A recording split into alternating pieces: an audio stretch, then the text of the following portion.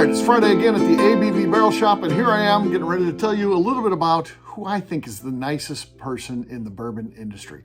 What's so cool about the bourbon industry is the fact that there are so many great people. I'll tell you what, it's just a nice industry in general, and I don't know why that is. I don't know if it's just because people are happy when they buy bourbon. A lot of people say that. Well, you know, it's a nice industry because people are having fun when they're, and I get that, but there's other nice industries too, and I don't find the individuals to be that nice. And I think I have some experience here. So I worked for a food broker for 8 years selling. And for those of you who don't know what a food broker is, most grocery companies that sell things in grocery stores, don't have their own sales force. Or if they do, they don't have enough feet on the ground to get to all stores across America. So they hire food brokers. And food brokers then represent them in a market. And what I always found out as a food broker is you're rotating products all the time. So one time you might be representing Tabasco hot sauce. Then the next time it's Red Devil. And then the next time after that is Durkee. Things change all the time because when you get a new product line, of course, you're trying to do your best. You're going out and you're pushing it and you're trying to make things happen and you're excited about the product, so you go out and you sell a bunch of it. Well, then you fall into the same old of we're getting new items in, I got to push those. So there's this constant churn of the products that you have when you work for a food broker. You're literally changing all the time. And so as such, if you spend enough time, like me, 8 or 9 years, whatever I was in that business doing that, you pretty much have everything in a grocery store. And over time, you get to meet these people because they'll fly into the market and they'll spend some time with you telling you about their products and stuff like that. And often they'll want to go, and I was in St. Louis, so that's a market where people want to go in and they want to see the stores. They want to talk to the people that are in charge of the groceries. They're a big market, so they're trying to get deep into that market. So they'd come in, spend some time with them, and you know what I found out? Those people aren't that nice. The people that are CEOs of even places like candy bar places, you think, well, candy's fun, right? Everybody's having a good time when they're eating a candy bar. Those people should be nice. Nah, they're weird. And a lot of other companies too. So it wasn't just them. The garbage bags. We sold garbage bags. Those people, they're cutthroat. It's weird to think about, but it's all about getting the items off the shelves, and you hate your competition and don't like them and all this kind of stuff. Whereas bourbon, they're just nice. They like each other. They enjoy their while they may compete on the store shelves, they're not fighting to get the other one off there and stuff like that. It's a weird situation where they're just so friendly towards the competition, and that's really uniquely a bourbon thing. I can tell you that it's very much so. By the way, if you're in the food broker business and you meet with all the dog food people, here's a weird thing.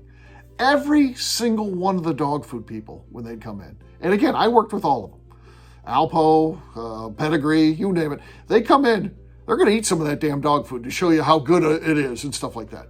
I've seen every CEO, every person, VP of sales for dog food companies eating dog food. That's a weird thing. We're not that weird in bourbon, which is pretty cool. But I tell you what, the person that I think is nicest from the world of bourbon is this guy, Freddie Johnson. Here he is going into the Kentucky Bourbon Hall of Fame. I am there with him. Pretty exciting stuff. I did a PR campaign that helped lead to getting Freddie remembered. I don't want to say I did anything because Freddie and his family are the ones that did everything that leads him to being in the Kentucky Bourbon Hall of Fame. But sometimes you need a mouthpiece, right? You need someone banging the drum. That's where I came in. So I helped Freddie out by doing a PR campaign that ultimately leads to getting it noticed by the right people who then make the right move to get Freddie Johnson in the Kentucky Bourbon Hall of Fame. What I love about Freddie is he's just the nicest man. He had nothing to do with this. Other than having the great career and the great history with Buffalo Trace. But in terms of this PR campaign that I didn't ask him about it because I thought it's disingenuine if I do that. And he's not going to like it. He's not a person who wants to toot his own horn. And even if it's me doing it, if he's behind the scenes, the one that's telling me to go out and do that, he doesn't want that. So I didn't ask him when I did this. He finds out about it when someone says, "Hey, did you see this thing online where they're talking about you?" And of course, Freddie tells a great story because I get to see it from his perspective. Then, again, a person who wasn't given a heads up by me or anything like that. He just, some random stranger said, "I saw that petition about you online," and he always, his heart skips a beat as he sees if someone says there's a petition about you online. Which again, Freddie's the world's nicest guy. If there's any sort of petition about him online, it's because he's the greatest person in the world.